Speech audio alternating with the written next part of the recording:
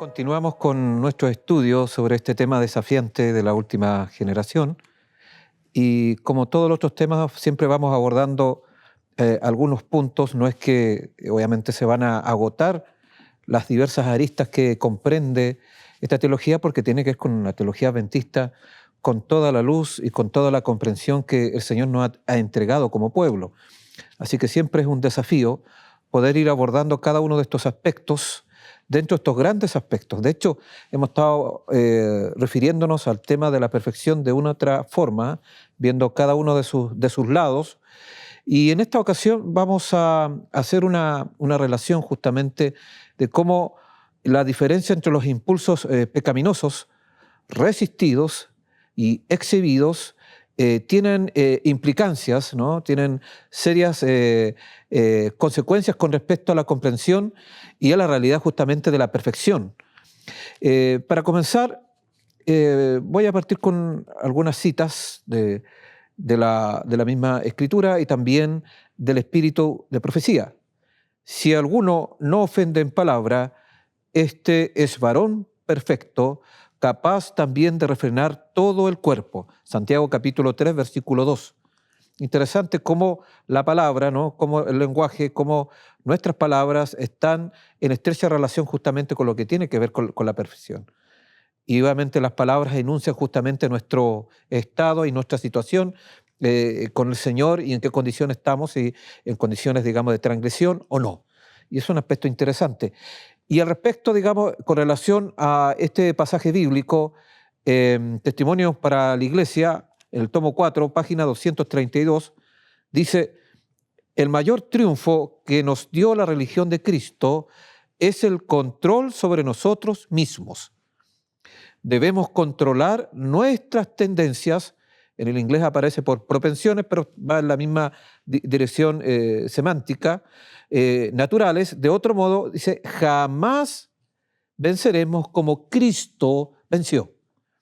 O sea, el tema entonces de las tendencias, de las propensiones, son importantes, estas propensiones naturales que las vamos a ir explicando en estos momentos, entenderlas y controlarlas, porque de lo contrario no vamos a vencer como Cristo venció, porque justamente en ese punto donde Cristo nos dejó un ejemplo importante para que nosotros podamos seguir esa vía. Hay algunos que reconocerán el mal de las prácticas pecaminosas y sin embargo se disculparán diciendo que no pueden vencer sus pasiones. Esta es una admisión terrible de parte de una persona que lleva el nombre de Cristo. Apártese de iniquidad todo aquel que invoca el nombre de Cristo. Apártese del pecado. Segunda de Timoteo capítulo 2, versículo 19. Ellen White pregunta, ¿por qué existe esta debilidad? Es porque las propensiones animales han sido fortalecidas por el ejercicio hasta que han prevalecido sobre las facultades superiores. Y acá obviamente está enunciando y está Ellen White expresando la antropología bíblica y la antropología del espíritu de profecía, que tiene que ver justamente con cuál es la perspectiva de los testimonios con respecto al hombre, porque esa nos va a permitir entonces tener una claridad con respecto al tema del pecado. Y ya estamos viendo ya cómo los testimonios abordan o están abordando justamente esta idea. Entonces dice, es porque las propensiones animales han sido fortalecidas por el ejercicio hasta que han prevalecido sobre las facultades superiores.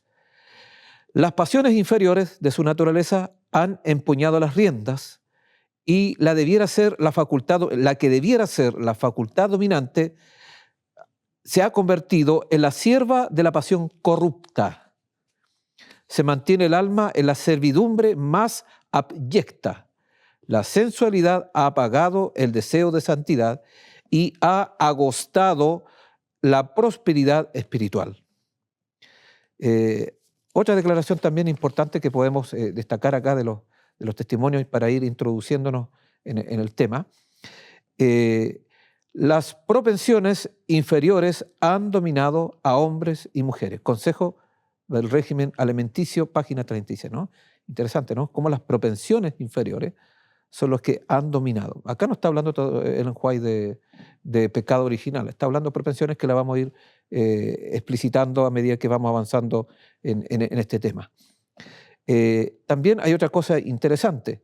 Excitan las pasiones animales y debilitan las facultades morales. Se está refiriendo justamente a una alimentación insana. No, el tema nuestro obviamente no es la alimentación, pero la alimentación tiene incidencia justamente en no neutralizar los deseos de la carne, y obviamente esas pasiones se fortalecen, ¿no? Las pasiones animales, las pasiones que están, digamos, asociadas justamente con la carne, y debilitan las facultades morales e intelectuales, que son las facultades superiores.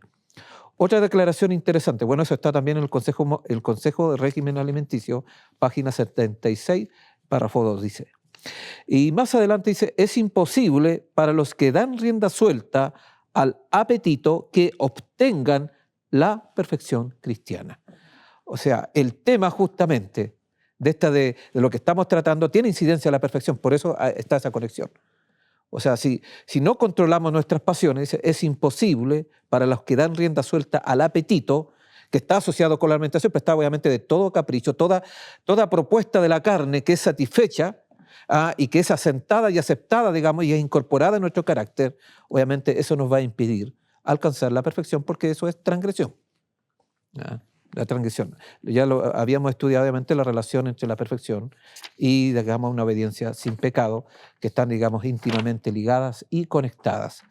¿Qué más dice el Espíritu Profecía? Y en el mismo libro de Régimen Alimenticio, que interesante cómo hace esta conexión entre la alimentación y nuestras propensiones. Dice, la sangre se afiebra, se despiertan las propensiones animales y a la vez se debilitan las facultades morales e intelectuales, y el individuo se vuelve siervo de las pasiones más bajas. La madre debe estudiar para presentar en la mesa una dieta sencilla y a la vez nutritiva. Es interesante que la mesa es un lugar fundamental también para fortalecer justamente las facultades superiores y obviamente neutralizar los poderes inferiores. Interesante este aspecto. Entonces, el asunto del régimen pro salud no tiene que ver solamente con dejar de comer, no es simplemente un asunto de austeridad, no tiene nada que ver con un asunto dietético o un asunto de vernos mejor, aunque pueden tener esas consecuencias, pero el asunto tiene que ver con algo más fundamental que tiene que ver con nuestra espiritualidad. Nunca debiera permitirse que la parte animal de nuestra naturaleza gobierne la parte moral e intelectual. Y normalmente cuando caemos en pecado o nos dejamos llevar por el pecado, justamente estamos permitiendo que esa parte animal, ¿no?, gobierne. ¿Es algo inevitable? Bueno, los que sostienen el pecado original, obviamente ya esta parte animal para ellos es pecado en sí. Así que no hay mucho que hacer por ese lado en cuanto a la comprensión, digamos, de este tema. Hay declaraciones interesantes también que uno puede ver, ¿no? Para resolver justamente este conflicto de declaraciones, necesitamos mirar más de cerca la enseñanza de las Escrituras y Ellen White con respecto a la estructura de la naturaleza humana o la antropología.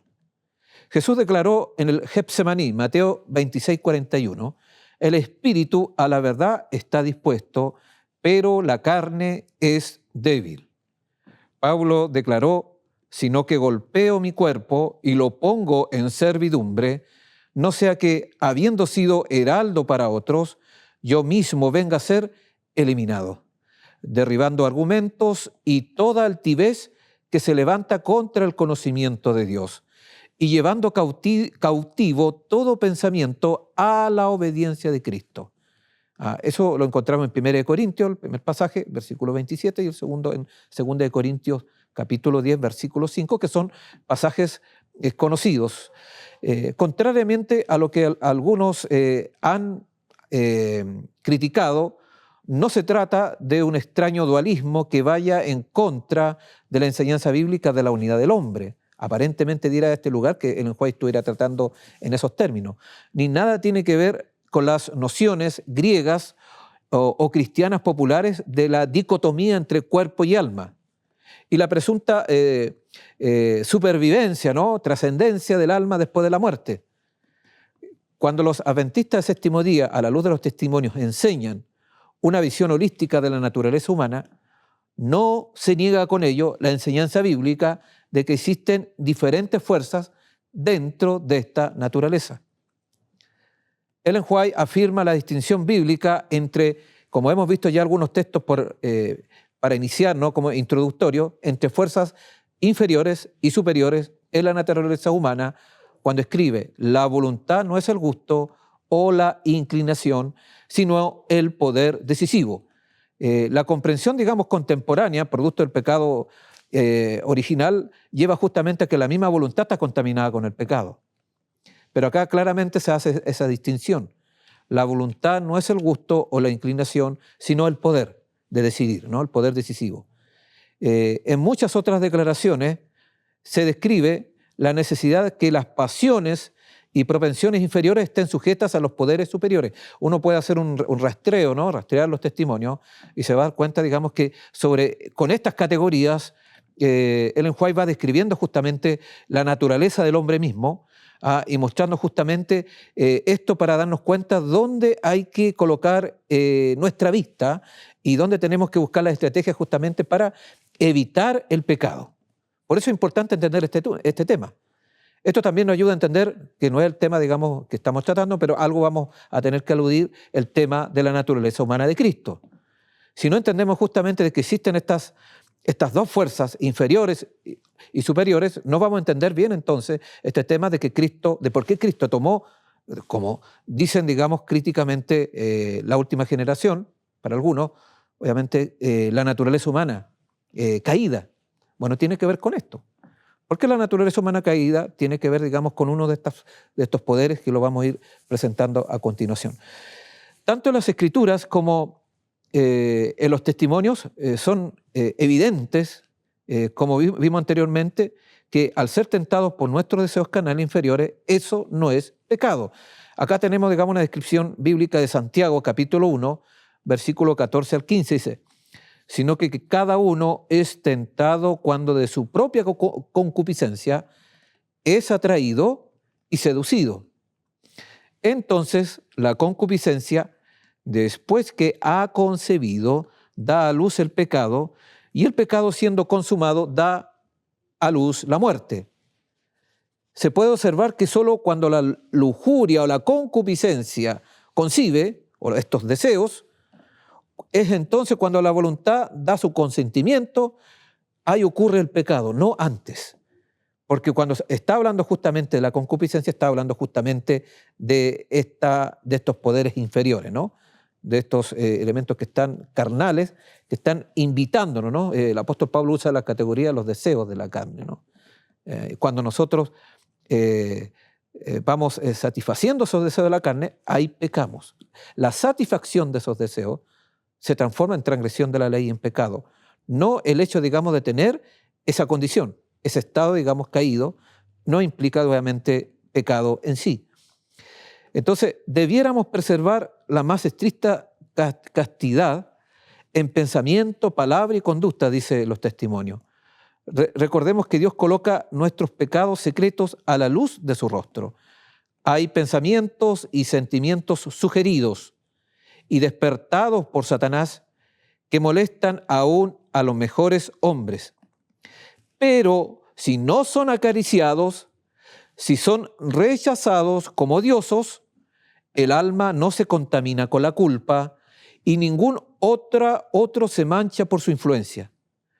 Ojalá que cada uno de nosotros fuera un sabor de vida para el que nos rodea. Entonces, acá claramente está estableciendo que esos pensamientos, esos sentimientos, la concupiscencia, ¿no?, esas facultades inferiores que nos están invitando, nos están colocando una propuesta para transgredir la ley de Dios, dice, si son acariciados, obviamente es pecado, pero si no son acariciados, si son rechazados y se odia eso, porque este es un proceso, o sea, el proceso de la santificación, la perfección, todo eso está asociado con odiar el pecado.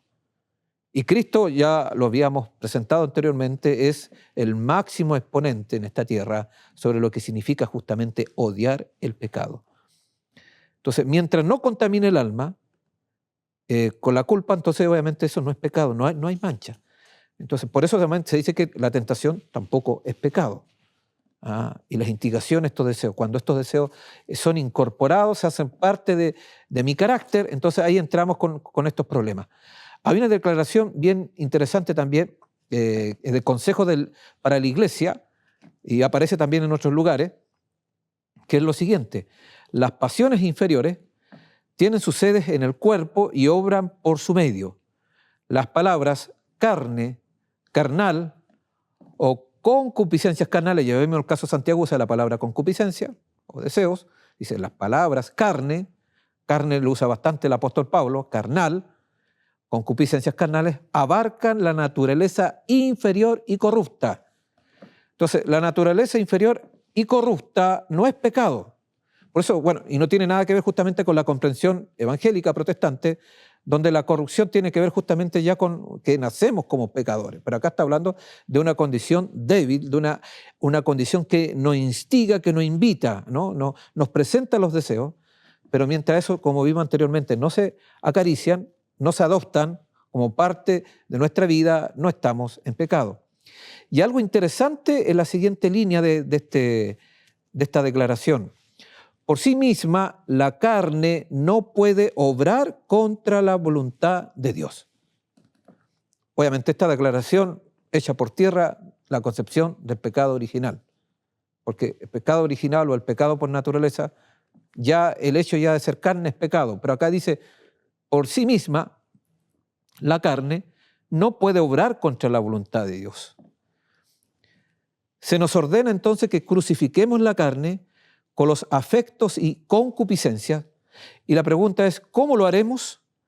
¿Infligiremos dolor al cuerpo? No, pero daremos muerte a la tentación a pecar.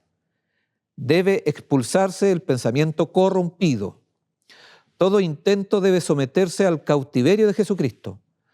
Todas las propensiones animales o naturaleza inferior o corrupta, como dice más arriba, es sinónimo, propensiones animales y naturaleza inferior y corrupta es lo mismo, dice, deben sujetarse a las facultades superiores del alma. El amor de Dios entonces reina supremo y Cristo debe ocupar un trono indiviso. Se puede observar entonces cuán cuidadosamente los testimonios distinguen entre las pasiones inferiores de los poderes superiores o facultades superiores. Una vez que se comprende esta distinción, podemos comprender mejor los dos tipos de declaraciones de Ellen White sobre las pasiones y propensiones con relación a los seres humanos, pero también con respecto a la misma naturaleza humana de Cristo. Algo vamos a tocar así rápidamente porque no es el tema de la naturaleza humana de Cristo, pero está ligado. O sea, la antropología con la cristología en este punto es muy importante. Si tenemos una comprensión bíblica de los testimonios de lo que es la antropología, no vamos a tener dificultades de entender también la naturaleza humana de Cristo. Por eso, digamos, esta comprensión de los testimonios sienta las bases para tener, digamos, una comprensión no errada sobre este punto. Hay algunas declaraciones en los testimonios que hablan de la necesidad de controlar las pasiones y propensiones, inclinaciones, tendencias. Y acá podemos presentar algunas de esas. Hay muchas declaraciones. Dice, el cuerpo debe ser sometido, los poderes superiores del ser deben gobernar. Las pasiones deben ser controladas por la voluntad, que en sí misma debe estar bajo el control de Dios. Otra declaración que está en Testimonios para la Iglesia, tomo 4, página 232, párrafo 1. Debemos controlar nuestras tendencias, propensiones naturales, de otro modo jamás venceremos como Cristo venció. Eso es es clave justamente para este tema. Si no controlamos nuestras tendencias, no vamos entonces a vencer como Cristo venció. ¿Vencer qué? ¿Vencer los problemas? No, vencer el pecado. Y eso tiene que ver justamente con la perfección. En otra declaración escrita para alguien que necesita un mayor autocontrol, los testimonios establecen una conexión aún más estrecha entre la necesidad de negar las inclinaciones pecaminosas y el ejemplo dado por Cristo encarnado. Dios indicó que podría ser educado para desempeñar un papel en su causa, pero era necesario que su mente fuera entrenada y disciplinada para trabajar en armonía con el plan de Dios. Si así lo desease, podría obtener la experiencia necesaria. Ante usted se presentó el privilegio de negar sus inclinaciones, siguiendo el ejemplo que el Salvador le dio en su vida. Sin embargo, no se ha mostrado dispuesto a aprender todo cuanto pudiera y fuera importante para convertirse en un correcto obrero por la causa de Dios. Había algunas cosas pendientes de reforma en usted antes que el Señor pudiera usarlo como un instrumento efectivo. Entonces, la importancia justamente de no prestar atención a nuestras inclinaciones nos hace inoperantes en el servicio del Señor. Y acá el juez estaba preocupado justamente de este caso y tiene que justamente por no negar justamente, por no permitir que se expresen esas inclinaciones, esas tendencias, esas propensiones. Es todo un desafío, pero ahí está la clave justamente, y por eso Ellen White no tiene problema en decir que podemos dejar de pecar porque están las condiciones. Ella clarifica dónde está el centro y ahí tenemos el poder del cielo, tenemos el poder del Espíritu Santo para que eso ocurra, de controlar justamente esos impulsos, resistir y no exhibirlo. Ese es siempre el dilema diario en nuestra lucha espiritual, resistir esos impulsos o exhibirlos o manifestarlos. Bueno, ahí está justamente el punto central que nos permite justamente avanzar en el plan que el Señor nos tiene preparado para cada uno de nosotros. Entonces, uno puede ver acá que si vemos, digamos, otros textos en esta dirección, uno puede ir viendo cómo, digamos, estas declaraciones hablan de la necesidad de los cristianos que luchan y no controlan o no quieren negar aquellas inclinaciones, pasiones y propensiones malignas, y que es necesario que sean expulsadas. Otra declaración: el único poder que puede crear o perpetuar la verdadera paz es la gracia de Cristo. Cuando esto se implanta en el corazón, se echará fuera las malas pasiones, los poderes inferiores, que causan contiendas y disensiones.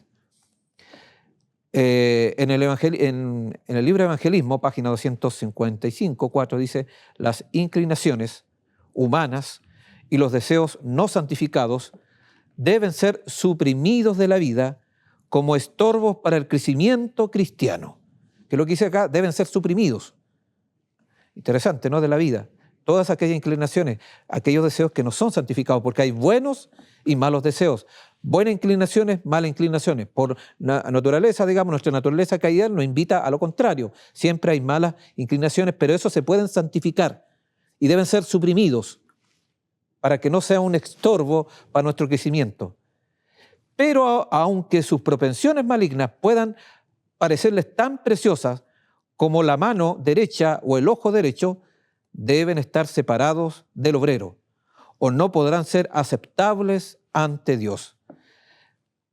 Deben descartarse las propensiones absurdas y amantes de la diversión, por considerarla fuera del lugar en la vida y experiencia de aquellos que viven por la fe en el Hijo de Dios, comen su carne y beben su sangre. Otra declaración más que nos encontramos en Dios nos cuida, página 361, dice: no tenemos motivo para conservar nuestras tendencias pecaminosas. A medida que nos hagamos partícipes de la naturaleza divina, se irán eliminando del carácter las tendencias al mal hereditarias y cultivadas, y nos iremos transformando en un poder viviente para el bien. Entonces, la neutralización no es que vaya a desaparecer, lo vemos posteriormente. Nuestra naturaleza caída nos va a acompañar hasta cuando Cristo venga. Pero sí podemos neutralizar justamente aquellas tendencias al mal, hereditarias y cultivadas, para que no se vayan expresando en nuestro diario vivir, para que no se exhiban y vayan siendo retenidas, ¿no? Vayan siendo neutralizadas diariamente. Y esa es la labor. Porque obviamente siempre va a estar esa lucha de exhibir. Los deseos de la carne siempre nos van a estar llamando justamente al pecado. Pero no tenemos por qué obviamente decir sí. Tenemos la voluntad. La voluntad puede decir no en Cristo Jesús. Y mientras más digamos no al pecado, mientras más odiemos al pecado, más se va fortaleciendo nuestra voluntad y nuestras facultades, digamos, nuestros poderes inferiores se van sometiendo. Es un proceso, no es de la noche a la mañana. Es un proceso, pero decisiones equivocadas nos van a llevar a debilitar nuestra condición, a nuestras inclinaciones. Veamos otra declaración. Entonces, ¿de dónde proviene? Uno podría decir, ¿no? ¿De dónde provienen estas malas pasiones?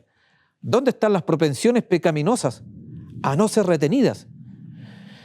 Los testimonios en realidad dan respuestas claras, ya lo hemos visto, ¿no? Uno podría decir, pero ¿cómo? ¿De dónde provienen? Claramente son las inclinaciones, tendencias, propensiones, bueno, el lenguaje es amplio, ¿no?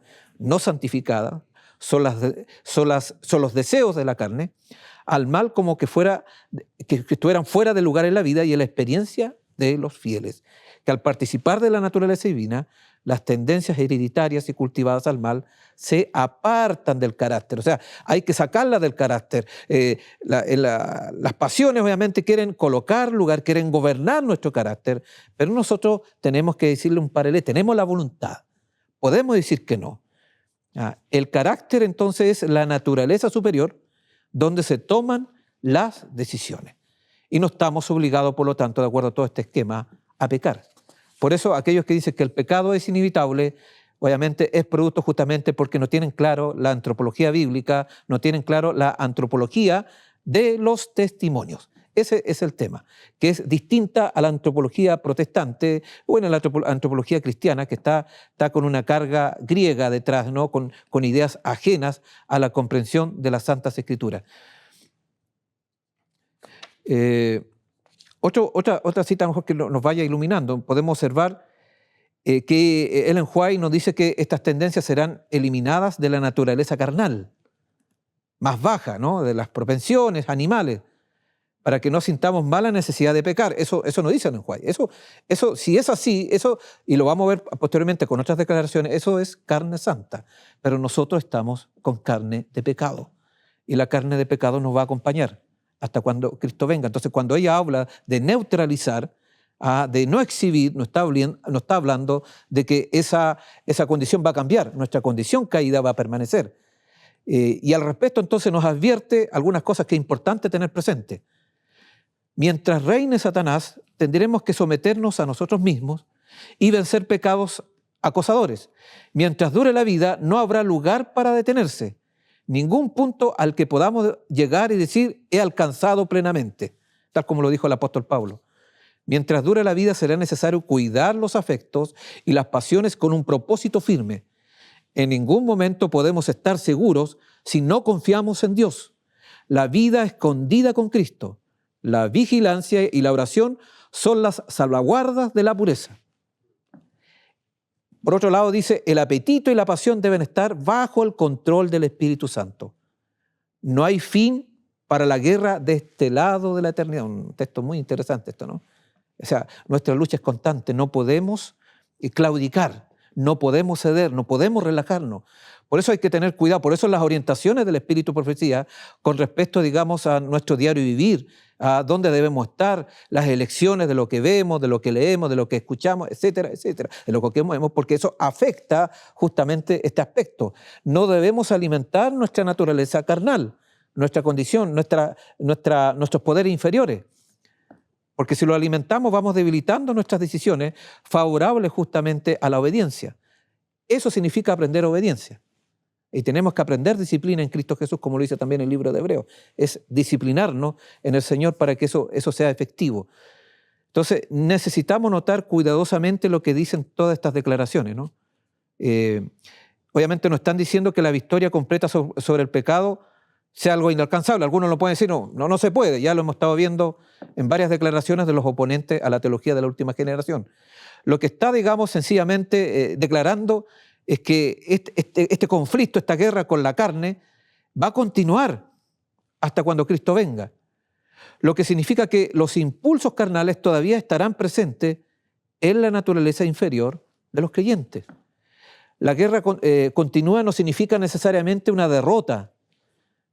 Porque muchos entienden, como estamos en guerra vamos a estar pecando siempre. No, la guerra y el conflicto no es sinónimo de derrota, el conflicto no es sinónimo de pecado, el conflicto está hablando de que tenemos que velar y orar para no entrar tentación. El espíritu está dispuesto, la carne, el zar, las pasiones, que está hablando, las pasiones corrompidas, las propensiones animales, todo el lenguaje, los poderes inferiores, están dispuestos, pero es débil.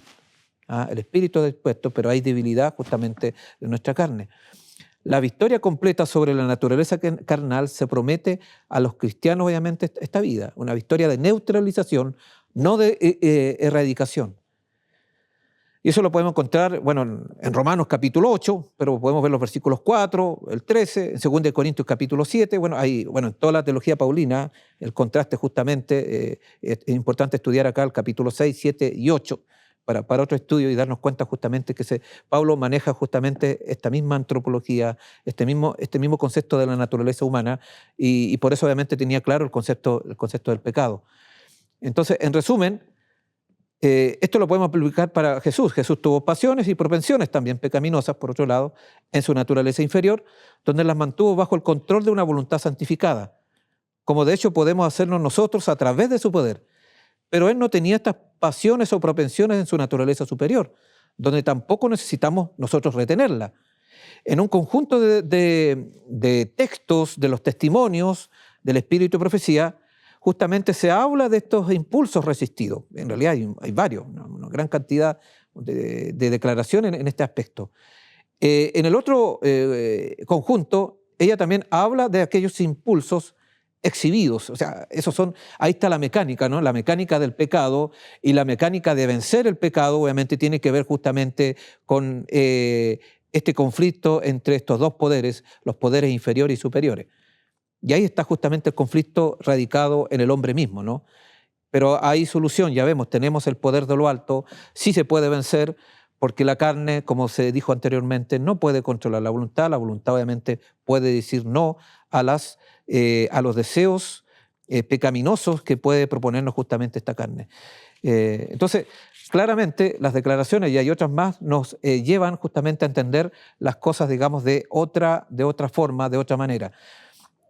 Entonces, viendo, digamos, esta y otras declaraciones, que por tiempo no vamos a ver todas estas declaraciones porque queremos ir a otro punto también que es importante, podemos ver, digamos, que esta distinción entre fuerzas inferiores y superiores en la naturaleza humana ilustra más de 200 declaraciones. Yo creo que hay una primera, digamos, tentativa, uno podría decir ya 200, pero hay otras con otras palabras que son sinónimas, y ya el asunto aumenta, son muchas declaraciones. Estos son los términos que los testimonios usan cuando escuchamos con respecto a la diferencia entre la naturaleza y la crianza en el desarrollo humano. Ellen White también tiene claro que con respecto a esto aplicado a Jesús, tomó nuestras tendencias hereditarias caídas, ya que ella escribe que Él vino con tal herencia para compartir nuestros dolores y tentaciones y para darnos el ejemplo de una vida sin pecado. En otras palabras, su herencia le permitió experimentar tentaciones comunes a la humanidad posterior a la caída. Pero muy claramente Jesús no tomó nuestras tendencias caídas cultivadas al mal, ya que para hacer esto habría requerido que Él pecara. Cristo jamás, obviamente, se exhibió justamente esta parte. Un aspecto importante acá, que obviamente se le atribuye cuando se habla de perfección, se nos acusa, en la teología de la última generación que enseñamos, la carne santa. Y esto tiene que ver justamente con lo que estamos presentando de estos dos componentes. ¿Qué es lo que es la carne santa y su relación justamente con la comprensión de la perfección? Y al respecto, Ellen White, como siempre, tiene mucho que decir y nos clarifica, digamos, estos conceptos. Veamos algunas declaraciones interesantes sobre este punto. Es errónea la enseñanza dada concerniente a lo que se llama la carne santificada. Todos pueden obtener ahora corazones santificados, pero es incorrecto pretender que en esta vida se puede tener carne santificada. El apóstol Pablo declara: yo sé que en mí, esto es, en mi carne, no mora el bien. A los que se han esforzado tanto por alcanzar la fe, la así llamada carne santificada quiere decirle: no podéis obtenerla. ¿Qué dice el Espíritu de Profecía? No podemos obtener la carne santificada. Ninguno de vosotros posee ahora carne santificada. Ningún ser humano en la tierra tiene carne santificada. Note el énfasis: no podéis. Ninguno de vosotros posee ahora esta carne santificada. Ningún ser humano, sigue enfatizando, en la tierra tiene carne santificada. ¿Y qué es lo que dice? Más categórico aún, remata: es una imposibilidad. La teología de la última generación enseña la carne santificada, no enseña la carne santificada. Luego entonces no enseña el perfeccionismo. El perfeccionismo es un concepto, es una desviación nuevamente que está íntimamente relacionada con esta idea de la carne santificada. Si lo que hablan con tanta facilidad acerca de la perfección de la carne, dice ella, esto está en Mensaje Celeste, Mensaje Celeste, tomo 2, la página 36. Dice, si los que hablan con tanta facilidad acerca de la perfección en la carne pudiesen ver las cosas en su verdadera luz, rechazarían horrorizados sus ideas presuntuosas. Al exponer la falsedad de sus suposiciones concernientes a la carne santificada, el Señor procura impedir que los hombres y las mujeres atribuyan a sus palabras una significación que conduce a la contaminación del cuerpo, el alma y el espíritu. Permitid que esta doctrina avance un poco más y llevará a la pretensión de que sus defensores no pueden pecar. Es la pretensión de la teología de la última generación esa, de que no podemos pecar. No, el pecado está abierto porque tenemos una naturaleza caída y porque están justamente estos poderes inferiores que nos van a acompañar hasta cuando Cristo venga. ¿Ello quiere decir que es inevitable dejar de pecar? No, no es inevitable. Podemos ir venciendo cada día, pero no podemos decir no podemos pecar, porque está abierto esa posibilidad.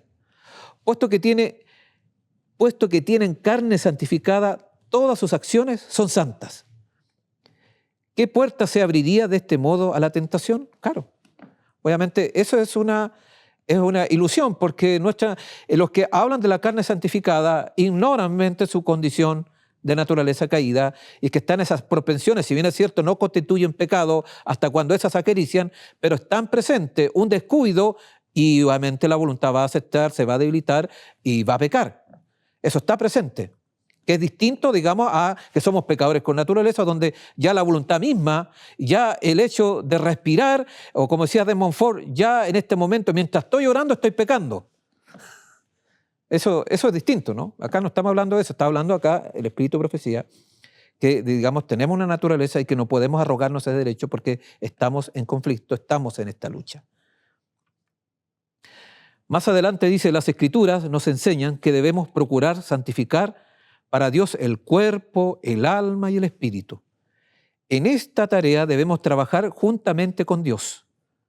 Es posible hacer mucho para restaurar la imagen moral de Dios en el hombre y para mejorar las capacidades físicas, mentales y morales. Pueden realizarse cambios notables en el organismo físico, obedeciendo las leyes de Dios y no introduciendo en el cuerpo nada que lo contamine. Y si bien es cierto que no podemos reclamar la perfección de la carne santificada, podemos tener la perfección cristiana del alma. Esa es la visión de la teología de la última generación. La teología de la última generación, teología adventista en verdad, no reclama perfección de la carne. Sí, digamos, dice que podemos tener la perfección cristiana del alma, facultades superiores. Facultades inferiores o poderes inferiores imposibles nos van a acompañar hasta cuando Cristo venga. Eso se llama carne de pecado. Pero podemos nosotros tener santidad sin pecado, santificación sin pecado, obediencia sin pecado, perfección sin pecado, obviamente, en carne de pecado. Como Cristo, digamos, lo tuvo, porque Cristo, como dice el apóstol Pablo claramente en Romanos capítulo 8, que él, digamos, vino en carne de pecado. No vino en carne santificada. Porque si hubiese venido en carne santificada, obviamente no hubiese podido establecer justamente esa restauración, porque no vino a restaurar a un Adán poscaído, no vino a restaurar a un Adán que no necesitaba restauración, que ese sería el Adán de carne santificada, porque Adán conoció la carne santificada. Esa es la era precaída, ¿no? O prelapsaria, como se llama teológicamente.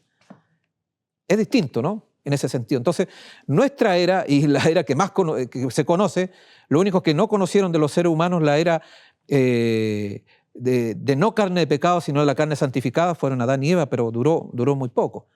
Lo demás, digamos, toda la humanidad ha girado en torno a la carne de pecado. Y el mensaje cristiano de la perfección, el mensaje de obediencia sin pecado o no transgresión de la ley, es un mensaje en el contexto de la carne de pecado. No estamos hablando acá de carne santa, o sea, la liberación del pecado, la eliminación del pecado de nuestros corazones, de llevar una vida sin pecado, es en carne de pecado, que es distinto. Otra declaración más dice, mediante la fe en su sangre, todos pueden encontrar la perfección en Cristo Jesús. Gracias a Dios porque no estamos tratando con imposibilidades. Noten que acá usa la palabra imposible. Dice, por otro lado, dice que es imposible tener carne santificada. Pero por otro lado dice de que todos pueden encontrar la perfección de Cristo. Estamos hablando en el mismo mensaje Celeste que estábamos hablando anteriormente. Mensaje Celeste, tomo 2, página 36, en el párrafo 3, dice. Podemos disfrutar entonces de pedir la santificación y no estamos hablando de imposibilidades. No debemos inquietarnos por lo que Cristo y Dios piensan de nosotros, sino que debe interesarnos lo que Dios piensa de Cristo, nuestro sustituto. Somos aceptos en el amado. Dios muestra a la persona arrepentida y creyente que Cristo acepta la entrega del alma para moldearla según su propia semejanza. Interesante entonces declaraciones con respecto, digamos, a la carne santa que obviamente nos colocan en una dirección totalmente contraria a lo que algunos suponen. Entonces, la teología de la última generación enseña el concepto de la carne santificada, no la enseña. Lo que enseña justamente es perfección en carne de pecado. No es perfección gracias a la carne santificada. Cuando los seres humanos, dice los testimonios, reciban la carne santificada, no permanecerán en la tierra, sino que serán llevados al cielo. Si bien es cierto que el pecado es perdonado en esta vida, sus resultados no son ahora suprimidos por completo. Entonces, la carne santificada es algo que tiene que ver con la traslación. Entonces, nosotros estamos al medio, ¿no? En la época edénica había carne santificada. Después de la caída estamos con carne de pecado, que no es sinónimo de transgresión. Carne de pecado significa que es una carne que hemos recibido, caída, debilitada, producto del pecado.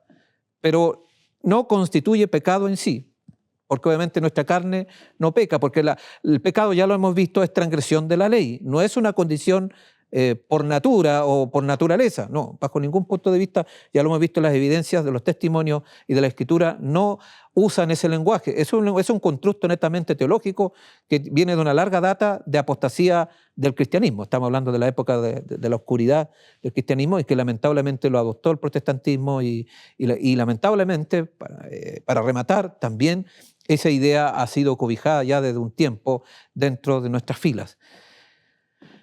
Y en esta preocupación justamente es donde esta idea de la carne santificada se manifestó justamente en un contexto muy particular, en 1901, donde dice el espíritu de profecía: el Señor me ha indicado que este movimiento de Indiana es del mismo carácter que han tenido los movimientos de los años pasados. Esta tendencia de la carne santificada no es nueva, hubo otros antecedentes. Y después de este movimiento tenemos, digamos, un caso bien emblemático dentro de nuestra iglesia, que sí podríamos decir que ha sido, digamos, el gran pensador, el gran teólogo del perfeccionismo, que no tiene nada que ver con la última generación, a pesar de que tomó algunas ideas, pero ese personaje, a lo mejor ustedes lo han escuchado, tiene que ver justamente con Brismet, un personaje obviamente que muchos creen que pertenecen a la teología de la última generación, pero si vemos su contexto, algo vamos a ver ahora, vamos a ver que no tiene nada que ver justamente con lo que es teología de la última generación, sino que sus ideas obviamente constituyen lo que históricamente ha sido uno de los talones que ha tenido la iglesia, que se llama, digamos, la carne santificada. Desafortunadamente, algunos adventistas contemporáneos en el campo teológico conservador buscan revivir una herejía que muchos hoy, y eso es una herejía en realidad, que hoy probablemente no recuerdan: las enseñanzas de Robert Brismet durante la década de 1960, que intentaron obviamente tomar con la doctrina, ¿no?, casarse con la doctrina del pecado original, tal como lo enseñaron muchos de los reformadores protestantes, a la clásica doctrina adventista de una generación final perfeccionada que acelera el regreso de Jesús. La doctrina del pecado original, obviamente ya lo hemos visto, es la creencia de que el pecado de Adán y todos los seres humanos desde entonces, con la excepción de Cristo, han nacido pecadores. Y esa idea la tenía Brismet. Consideremos brevemente algunas cosas de él que nos van a ayudar a entender cómo este concepto de la carne santificada tiene un elemento que a veces hemos olvidado y que confundimos. En 1955, podemos ver la infancia. Brisman había sido educado, asociado, digamos, con el movimiento de la Reforma inicialmente, alemán, aunque los padres se unieron a la iglesia adventista regular cuando Robert tenía 10 años. En su hogar persistió una actitud negativa y sospechosa hacia el liderazgo de la iglesia. Eso siempre estuvo presente, ¿no? Una actitud, digamos, contra la jerarquía adventista y generó graves problemas en ese sentido. Pero no eso es lo que nos interesa acá. El viaje de Brisman, lejos de las enseñanzas adventistas clásicas, comenzó con su abrazo a la doctrina del pecado original, cuyas raíces se remontan a Agustín y los reformadores protestantes magisteriales particularmente. El erudito anglicano Paxton, un aliado teológico y confidente de Brisman durante la década de 1970, afirma tanto el papel fundamental que desempeñó esta doctrina en el pensamiento de Brisman como su origen desde fuera del pensamiento adventista del séptimo día. Al escribir sobre el adventismo anterior de 1950, dice: la doctrina del pecado original ha sido notable por su ausencia. O sea, el pecado original nunca estuvo dentro del adventismo. En consecuencia, Paxton continuó diciendo: Brisman podría encontrar poca ayuda dentro de la teología adventista sobre el tema del pecado original, porque él obviamente tenía esa concepción. Entonces, Brisman, por lo tanto, recurrió a los reformadores en busca de orientación. Como no vio desarrollado ese concepto que le gustaba, que era el pecado original, entonces comenzó a tener contacto con esa idea de los reformadores o esa idea evangélica. Luego declara lo siguiente: la conciencia del pecado original hizo que Brisman rechazara la idea de alcanzar un estado de perfección para estar listo para el juicio. O sea, inicialmente, como tenía la idea del pecado original, la idea de esa perfección no calza, y el juicio tampoco. Y eso le generó problemas a Brisman. Pero, ¿qué sucedió? Y eso es un aspecto importante. Él mismo escribe: Brisman estaba en este momento demasiado inmerso en el concepto de Andréase. Note cómo comienza a unirse el agua con el aceite. Brisman estaba entonces en este momento demasiado inmerso en este concepto de la perfección de Andréase, de la generación final, para negar que aquellos que viven en el tiempo de angustia estarían completamente sin pecado. En propias palabras de Brisman, citada por Paxton, encontramos lo siguiente: sin embargo, al mismo tiempo, no pudimos rechazar la idea adventista hereditaria de no tener pecado para vivir sin mediación de Cristo después del cierre del tiempo de gracia. En lo que a nosotros respecta, esa parte seguía siendo adventismo fundamental. Llegamos a la conclusión de que esta experiencia final inalcanzable sería un regalo de la misericordia gracias a nuestro juez, es decir, efectuada en el pueblo de Dios por la expiación final y la lluvia tardía. ¿Se están dando cuenta? O sea, la perfección final va a ser un regalo, como está el pecado original. Eso aparentemente ya está mostrando, Brisman, que está generando una obstrucción. En otro lugar, el mismo autor dice, el mismo teólogo del momento, el viejo énfasis del despertar, la teología de Brisman en la década de 1960, negaba un perfeccionismo aquí y ahora, pero enseñaba que tendría un lugar mediante la experiencia escatológica de expiación final o lluvia tardía. La visión de la perfección de Brisman en la década de 1960 dio un nuevo giro a la doctrina bíblica y adventista clásica de la purificación del santuario. Según Brisman, la limpieza del corazón humano que acompañaría la purificación final del santuario en el cielo se llevaría a cabo de la siguiente manera, y esta es la idea del perfeccionismo.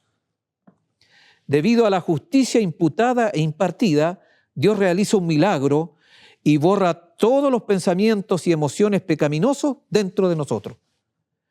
Una persona habrá tenido que renunciar a todo pecado para que esto sea efectivo y ocurra.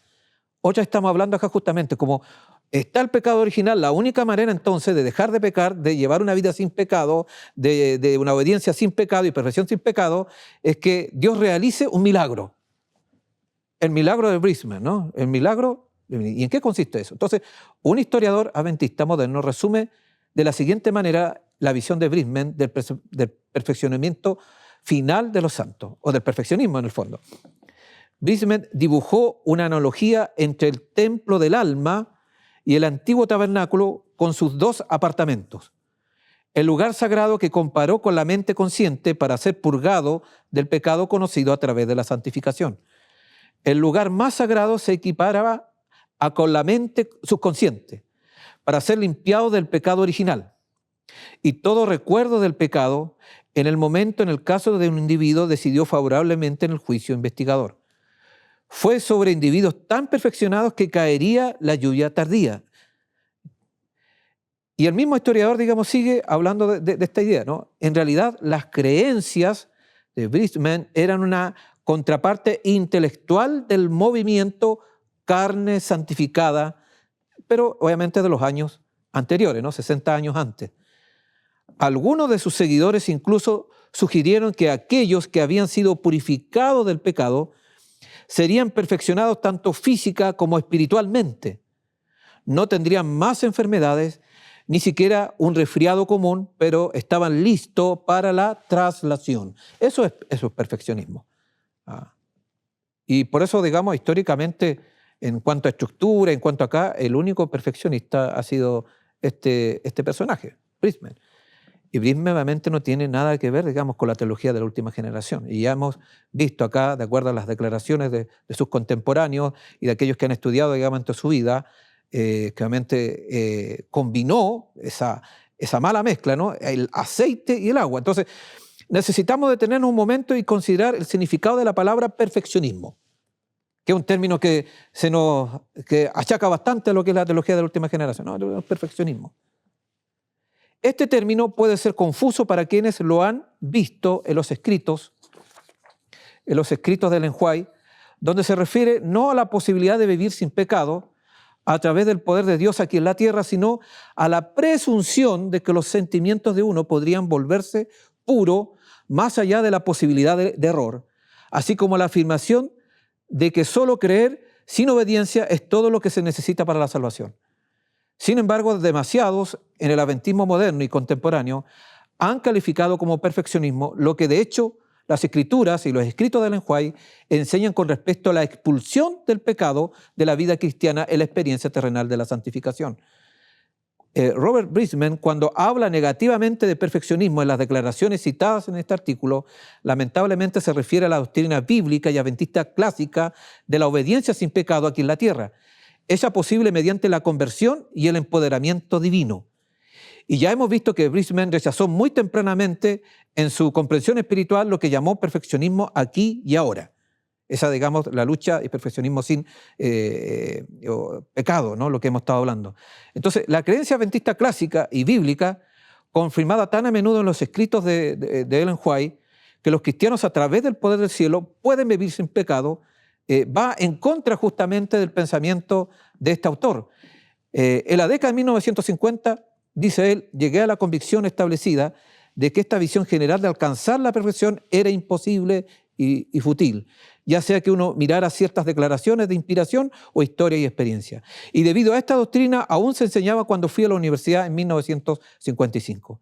Muy pocas personas a las que cuestionó tenían alguna esperanza real de esta idea.